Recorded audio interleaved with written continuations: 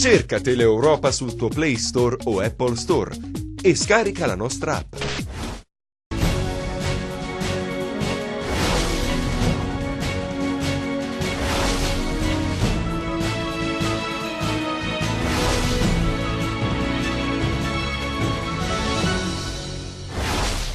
È accusato di minacce aggravate il 58enne cosentino che ha pubblicato sul suo profilo social un fotomontaggio che mostrava la Presidente della Camera, Laura Boldrini, decapitata.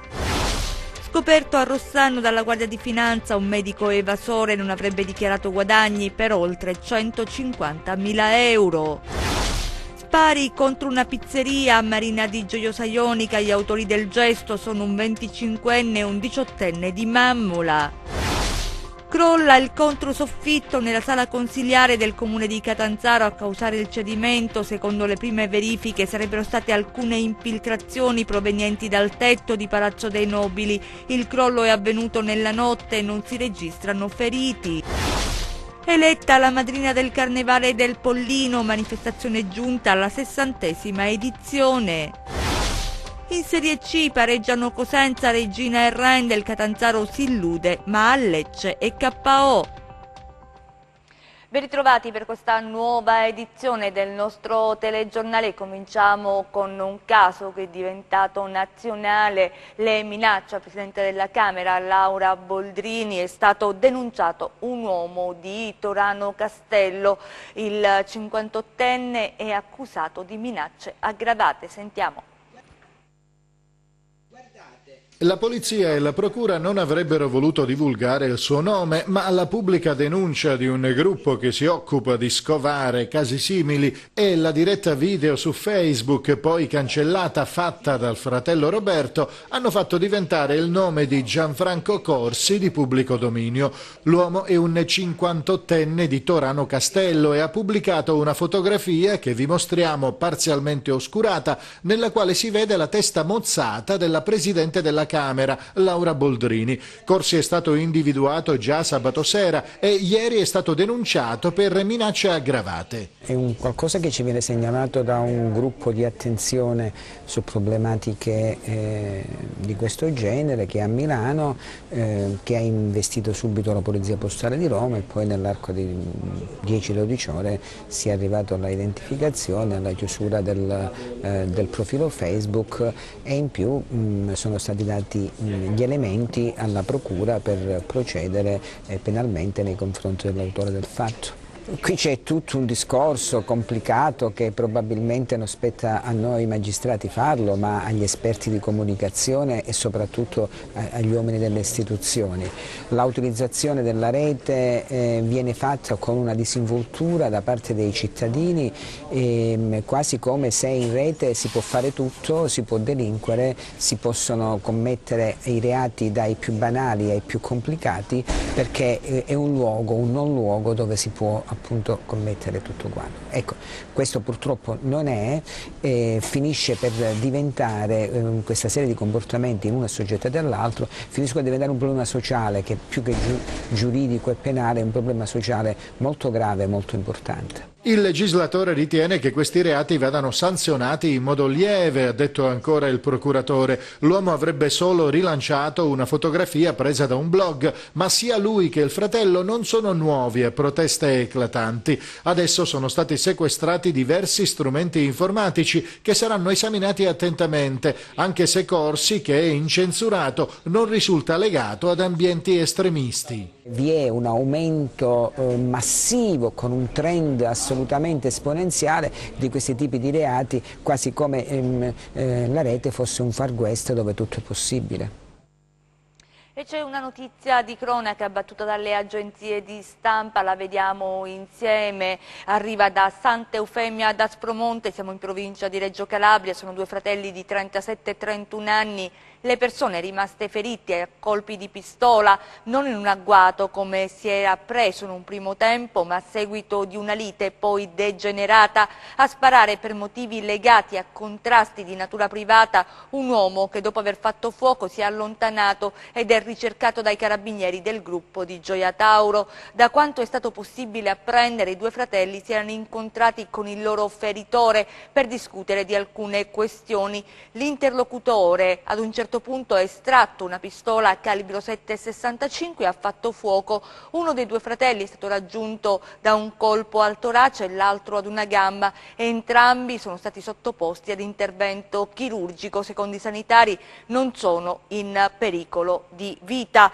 E torniamo in provincia di Cosenza, esattamente a Rossano, perché è stato scoperto dalla Guardia di Finanza un medico evasore. Non avrebbe dichiarato al fisco guadagni per oltre 150.000 euro. Vediamo. Era titolare di 2 studi medici. Dopo le visite i suoi pazienti pagavano regolarmente il compenso, ma quei soldi guadagnati il medico aveva omesso di comunicarli al fisco. Sono stati i finanzieri di Rossano a ricostruire quanti soldi il professionista avrebbe intascato in nero, acquisendo e analizzando un enorme mole di documentazione extracontabile ed effettuando poi riscontri esterni ed incroci documentali. Secondo le Fiamme Gialle, il medico sarebbe un evasore totale, non avendo presentato per gli anni 2014-2015 nessuna dichiarazione dei redditi. E così il professionista è stato accertato nel corso delle verifiche, avrebbe occultato compensi relativi a redditi da lavoro dipendente per circa 90.000 euro e compensi professionali per ulteriori 66.000 euro. Complessivamente avrebbe nascosto al fisco oltre 150.000 euro di compensi. Le tasse non pagate ammontano a più di 52.000 euro. Adesso il medico è stato segnalato all'Agenzia delle Entrate per l'applicazione delle sanzioni previste.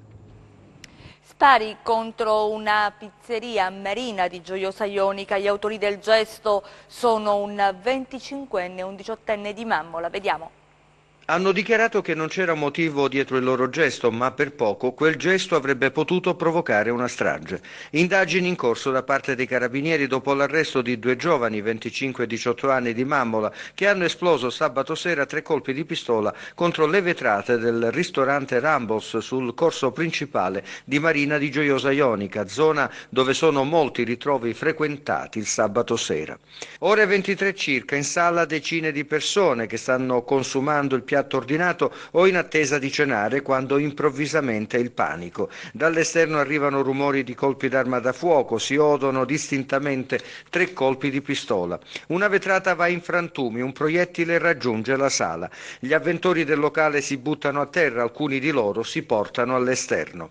Scatta l'allarme, una volante dei carabinieri intercetta a bordo di un'auto i 2 sparatori. Li trova in possesso di una pistola, l'arma è ancora calda, la matricola è a brasa e i proiettili sono compatibili con quelli esplosi contro la vetrina del ristorante. Un gesto senza motivo, stando al primo interrogatorio in caserma. Viene difficile crederlo, ma se fosse questa la verità, c'è molto da interrogarsi. E torniamo ad occuparci di una vicenda davvero dolorosa, quella della bimba maltrattata a Palmi. Nei guai, lo ricordiamo, è finita una dottoressa che adesso si trova agli arresti domiciliari. Si è consegnato anche il marito della donna, si tratta di un cittadino bulgaro. Vediamo.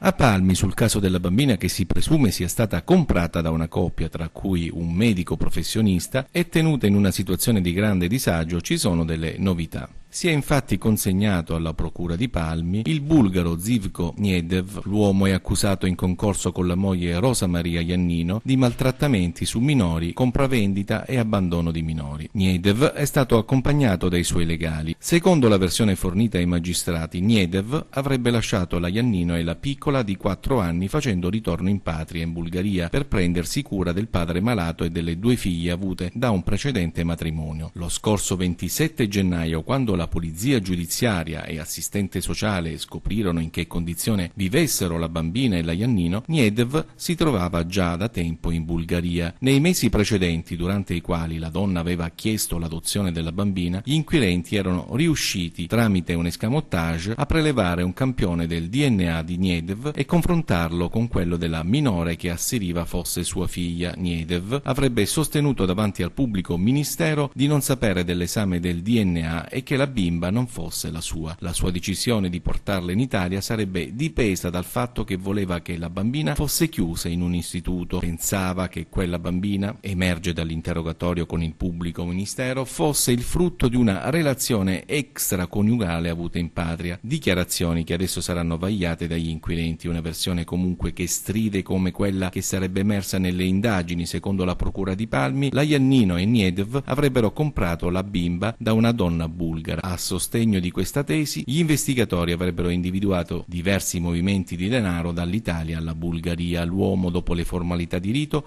è stato condotto agli arresti domiciliari nella casa di Palmi che divide con Rosa Maria Iannino. Le altre notizie di cronaca nelle nostre brevi. Crolla il controsoffitto nella sala consiliare del comune di Catanzaro. A causare il cedimento, secondo le prime verifiche, sarebbero state alcune infiltrazioni provenienti dal tetto di Palazzo dei Nobili. Il crollo è avvenuto nella notte, non si registrano feriti, sul posto i vigili del fuoco. Beni per circa 200 milioni di euro sono stati confiscati all'imprenditore Salvatore Mazzei, 62 anni di Lamezia. Il provvedimento emesso dal Tribunale di Catanzaro ed eseguito dai Carabinieri riguarda 26 società, 67 fabbricati, 176 appezzamenti di terreno, 13 autocarri, 5 auto, 10 macchine operatrici per cantiere e un motociclo. Sale sul tetto di una casa per effettuare alcune riparazioni e precipita da un'altezza di 3 metri, ferito un 53enne di Mileto. L'uomo è stato trasportato in elisoccorso all'ospedale Pugliese di Catanzaro, dove la prognosi è ancora riservata, anche se non è in pericolo di vita. Controlli nei centri di accoglienza del Tirreno Cosentino. Il fiuto dei cani antidroga consente di trovare 2 buste contenenti sostanze stupefacenti nei CAS di San Lucido e Paola. La scoperta è stata fatta durante un controllo pianificato nell'ambito del piano nazionale Focus 'Ndrangheta dagli agenti del commissariato di Paola, insieme ai colleghi del reparto prevenzione crimine Calabria settentrionale e alle unità cinofile della polizia di Vibo Valencia. Rubano in un supermercato e aggrediscono i carabinieri. 3 cittadini extracomunitari arrestati a Reggio Calabria. Uno dei 3 avrebbe portato via alcuni oggetti dal centro commerciale. Gli altri 2 sono intervenuti per aiutare il connazionale e aggredire gli uomini dell'arma. Anche in Calabria il presidio promosso dai sindacati per chiedere il rinnovo dei contratti della sanità, il sit-in dinanzi alla sede della cittadella regionale. Vediamo. In piazza per il rinnovo dei contratti, oggi è la mobilitazione nazionale con il presidio dei lavoratori della funzione pubblica e della sanità.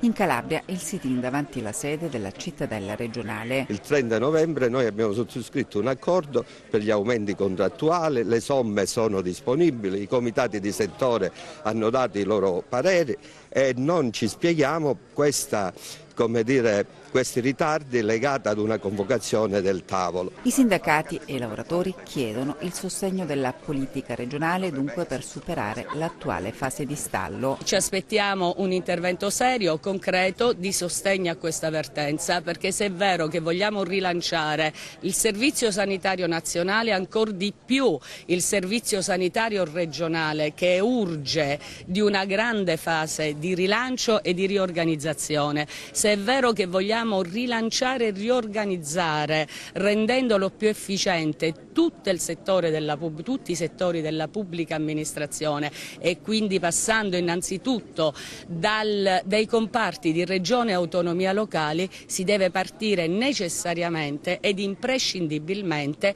dai lavoratori. Il 23 dicembre scorso le organizzazioni sindacali hanno siglato il contratto collettivo nazionale di lavoro per le funzioni centrali e ora, dopo quasi 9 anni di blocco contrattuale, vogliono procedere con la trattativa per rinnovare il contratto anche per i dipendenti delle funzioni locali. Io vorrei sottolineare la specificità dei lavoratori calabresi perché soprattutto per quanto riguarda la sanità qui ci sono già gravissimi problemi di risorse umane e di risorse finanziarie e quindi questo blocco contrattuale che da 9 anni grava sulla pelle dei lavoratori è diventato assolutamente insostenibile.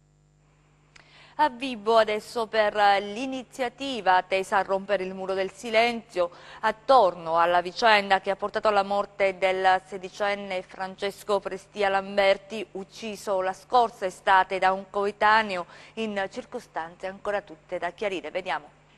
Un'iniziativa pensata per rompere il muro di silenzio intorno alla vicenda che ha portato alla morte del sedicenne Francesco Prestia Lamberti, ucciso la scorsa estate da un coetaneo, in circostanze ancora tutte da chiarire. Si tratta di un bando teso ad assegnare borse di studio del valore complessivo di 1.000 euro in memoria del giovane. Il concorso di idee, proposto dalla FLC-CGIL di Vibo Valentia unitamente alla CGIL territoriale, è indirizzato alle scuole di primo e secondo grado ubicate nella provincia di Vibo Valentia. La partecipazione al bando prevede la realizzazione di lavori frutto di una riflessione svolta in classe, da scegliere tra le tipologie del fumetto, del dipinto realizzato con tecnica a piacere su tela o pannello, del manifesto originale in formato 3 realizzato con tecnica a piacere, dell'elaborato scritto. Tutti gli elaborati indirizzati alla CGIL di Vibo Valentia dovranno pervenire entro il 30 aprile, considerato che per volontà della madre di Francesco Prestia Lamberti la cerimonia di premiazione si svolgerà a Mileto proprio nel giorno della sua uccisione. Non potevamo stare zitti, di fronte a quello che è successo a Francesco, ma prima di Francesco ad altri bambini, e dopo di Francesco abbiamo assistito a tanti altri episodi di violenza perpetrati sia sui ragazzi che anche sugli adulti. E quindi dovevamo fare qualcosa. E ogni volta che ascoltavo interviste riguardo la storia di Francesco, ma anche altre, si parla sempre del silenzio, della paura, del silenzio, della paura. E allora mi è venuto in mente che questo silenzio si deve rompere. E quindi da qui l'idea di questo bando, un concorso di idee, quindi degli elaborati che dovranno fare i ragazzi, attraverso i quali loro dovranno esprimere quello che pensano, le loro idee. Perché noi pensiamo che ogni ragazzo che sa, che ha visto, che ha intuito, eccetera, in realtà si porta dentro un grande fardello, un grande peso. Queste persone che riescono a fare queste cose si nascondono proprio dietro la paura delle persone. Invece alleggeriamo il tono a Castrovillari, è stata eletta la madrina del Carnevale del Pollino, la manifestazione è giunta alla 60ª edizione, vediamo.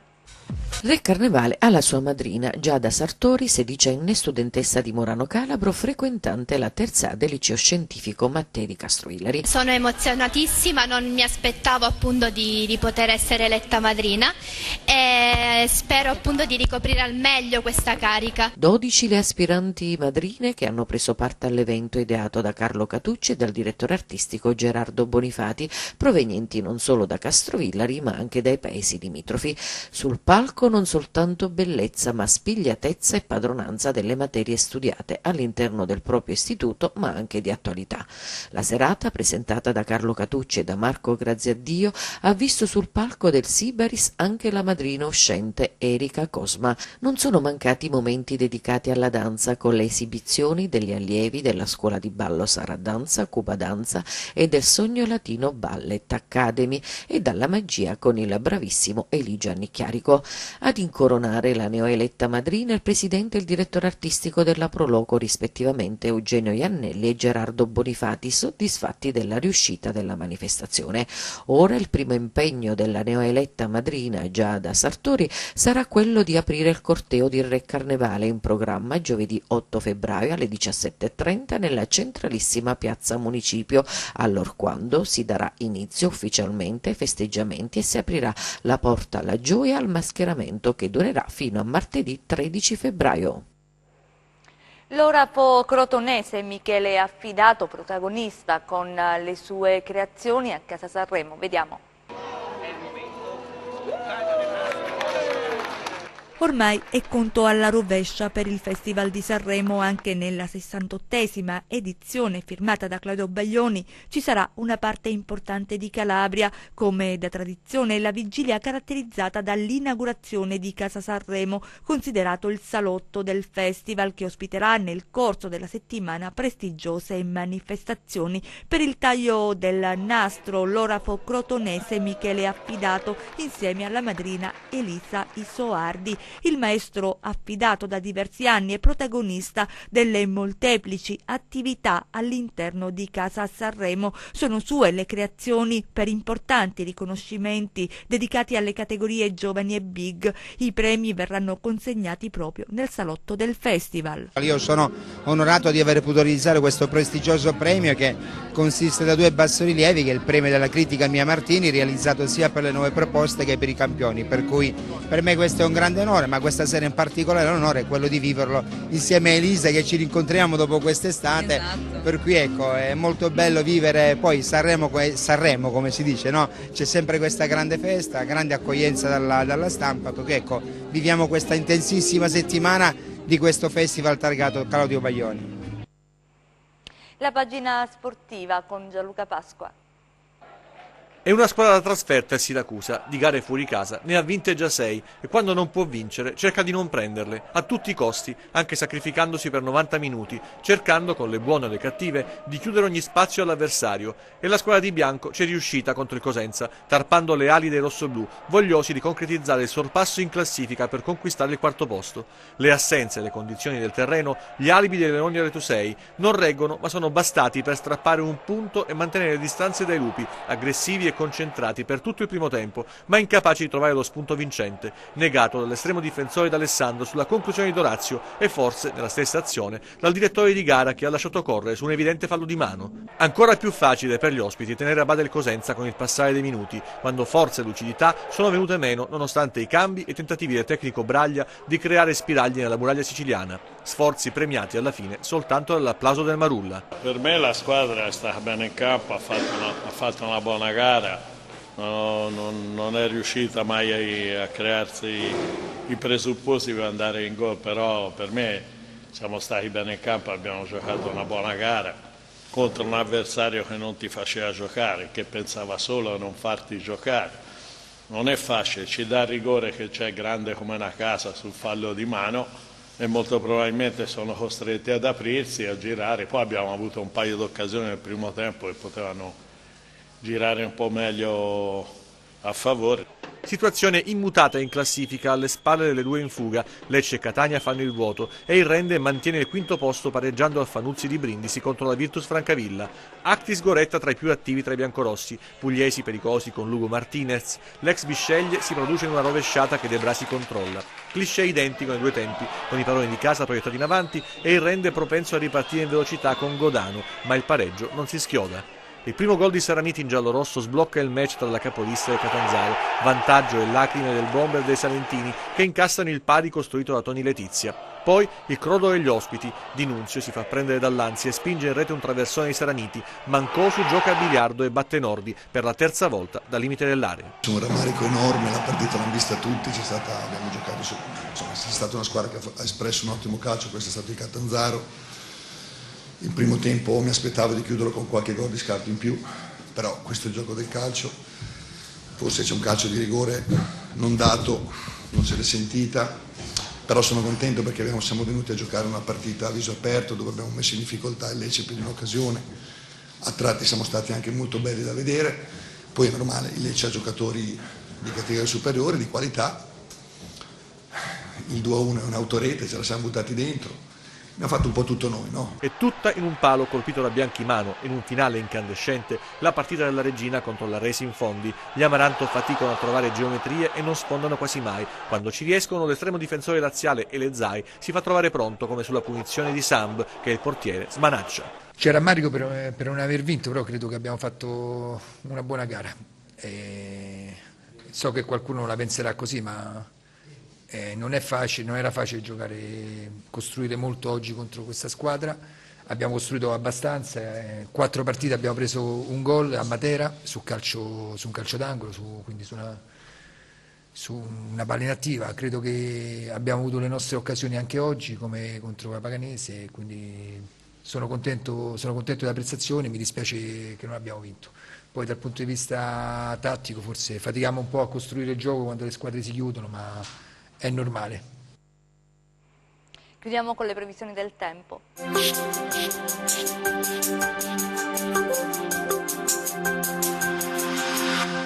Benvenuti nello spazio delle previsioni del tempo a cura dello staff di Meteo in Calabria. Insiste l'azione di un blocco gelido sull'Europa orientale, da cui scaturisce un flusso di aria fredda che percorre verso ovest, in particolar modo verso la penisola iberica, il nostro continente. Sulla nostra regione avremo 48 ore di variabilità con locali manifestazioni instabili sui versanti ionici, a causa dell'attivazione di correnti sciroccali. Diamo uno sguardo ora al tempo previsto per la Calabria nelle prossime 48 ore. Martedì generalmente sereno, poco nuvoloso sui versanti tirrenici. Variabilità con intensificazione della nuvolosità sui settori ionici tra il Reggino e il Crotonese, dove saranno possibili deboli piogge, specie dalla seconda parte della giornata in serata. Temperature in aumento. Analizziamo ora lo stato dei mari e dei venti. Martedì, ventilazione ovunque moderata da scirocco con mare mosso, tendente a molto mosso sullo Ionio centro-meridionale. Prima di salutarci, vi rinnovo l'invito a consultare il nostro portale online all'indirizzo www.meteoincalabria.it per notizie sempre aggiornate sulle condizioni climatiche sulla nostra regione. Bene, anche per oggi è tutto. Arrivederci al prossimo appuntamento. Ci fermiamo qui, grazie per essere stati con noi, grazie a regia, Michele Cava in messa in onda, Giuseppe Costanzo, noi vi auguriamo un buon proseguimento.